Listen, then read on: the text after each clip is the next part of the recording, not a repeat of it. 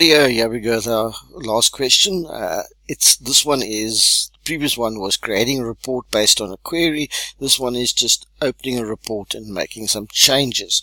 Okay, a few dogs barking. One of them is probably mine, so we'll try and ignore that. Okay, do you want to say something, honey? Yes, thank you. Okay, it is my wife. She doesn't want to say anything though.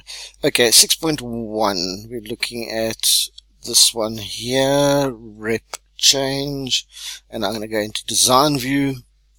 Well, again, there's a lot of stuff going on there, so let's just see what they want us to do. Remove the illustration label and the field. Move the illustration label and the field. Okay, well, let's just go and have a look at what's going on in this report. It's just easier to see it in data view to see what's going on.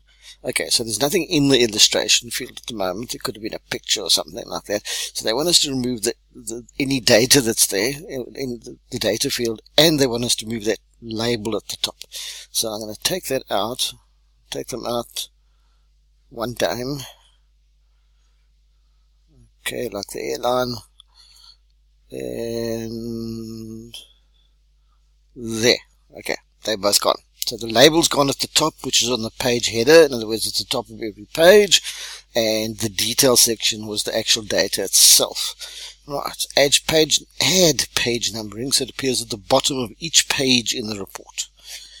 Okay, again, just to remind you, if you're stuck, you can always say, tell me what to do. Page numbering. There we go. Add page numbers there.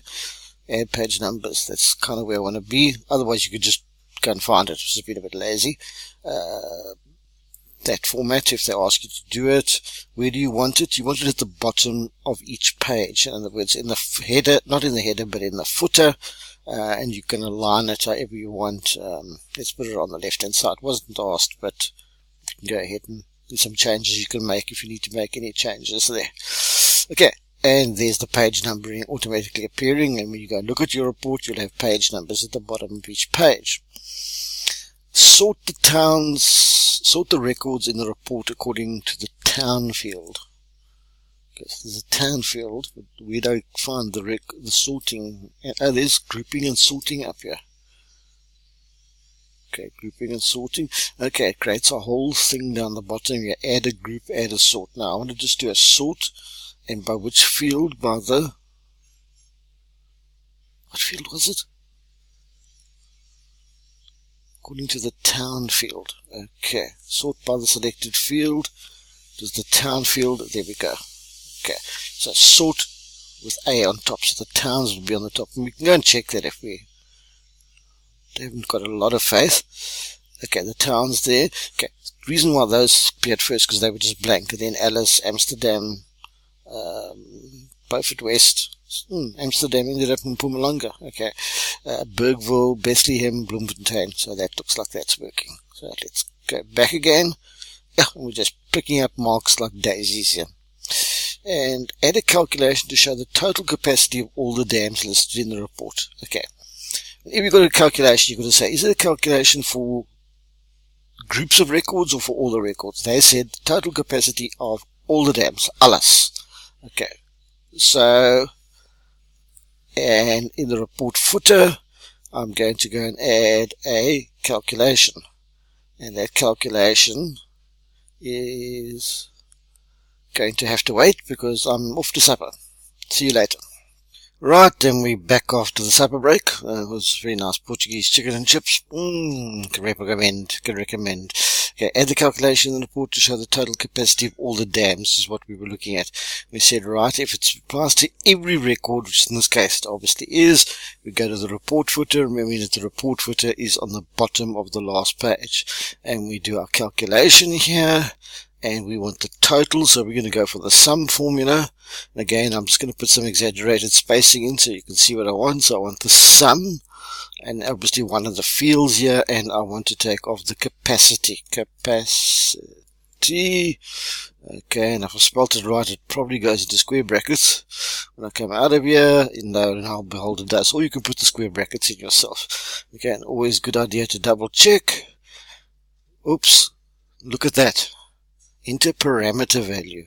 Okay, see that? you made a spelling mistake. So let's go back. Some of you probably noticed it because I didn't. So let's just go back, and yes, we have spelled capacity incorrectly, and that's a common mistake that we made. In fact, I didn't do that one deliberately, I have to admit. It was just a mistake on my part. But okay, good learning time. Right, so there's my whole report that I'm looking at. Okay, and we're scrolling through, lots of dams there, and there's the total capacity of all of these dams. In other words, if we go and add that column up, that's what we'd get. Always a good idea, instead of this being text 16, that doesn't really mean much. It's always a good idea to just go and give it a meaningful label. So something like total capacity or something like that, we could just go and add in here. So let's change this to something like total capacity. Okay, capacity. Okay.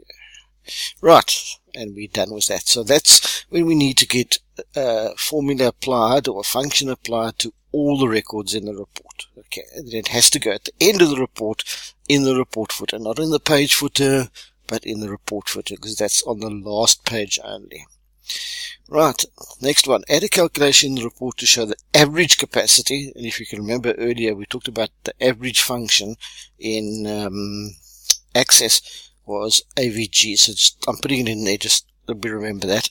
Average capacity of the dams per province. Okay, so as soon as they say for each group, or as soon as there's the implication of a group as there is here, so it's for each province, or per city, or per gender, or per grade, whatever it happens to be, then there's got to be some grouping involved. Okay, and either the grouping's in place, or as in this case, the grouping's not in place. You're going to have to first group this thing by province before you do any type of calculations, because it's not, you can't put the average at the bottom, because that's going to be the average of all the dams, irrespective of their province. So, right, we need to get back to our sorting and grouping again. Okay, and we've got it there, and there was our icon over there. Okay, I want to now add a group. Remember earlier we sorted by town. I now want to add a group, and I want to do it by province. Okay, I want to do it by province. Okay, and you'll see now there's an interesting thing. There's a province header has just appeared there now. So in other words, all these things will be grouped together by province. Okay, so we can go and look at that and check. And there we go. Okay, so the Free State ones are together, the Lesotho ones together, and Mpumalanga together, etc., etc. So already we've got them grouped. And because that gap popped open, I can now put the formula over here in the province header. Okay, and it will then apply to the group. It won't apply to all the records. Okay, and I'm going to use my text box over here, add it in. There we go. Okay, let's make the label there so that it was the average. Okay, so this is going to be the average, and it's going to be equal to, and let's hope I spell it correctly this time. Okay, AVG. Okay, AVG, not average. That's the only thing that's different to Excel. Okay, and capacity. Okay, let's get this right. CAPAC. Okay, right. Okay, and we're going to have a look at it, and we run it to go double check that everything's going there. Okay, so that's the average capacity for the Free State dams. There's the average capacity for the Lesotho dams. There's the average capacity for the Western Cape and Mpumalanga, etc., etc. Okay, so that's the average capacity. And did they ask us to do anything? No. Okay, if you had to format it or something like that, you would then just go into formatting. You'd go to properties, and you would go and have a look and change your format to fixed. If you wanted a fixed number of decimal places, you would change that to fixed over there, and however many decimals or whatever else you would like to do the properties. You're not asked to do that in this case, so no sense in doing it at this stage. And that's a very good summary of Access. Access is actually fairly predictable in that you're always going to get something to do with tables, something to do with forms, something to do with queries, and something to do with reports. And if you can do this test successfully and do it quickly, you really shouldn't have too many problems in Access as a group, as a whole. Sorry about that. Okay, There we go.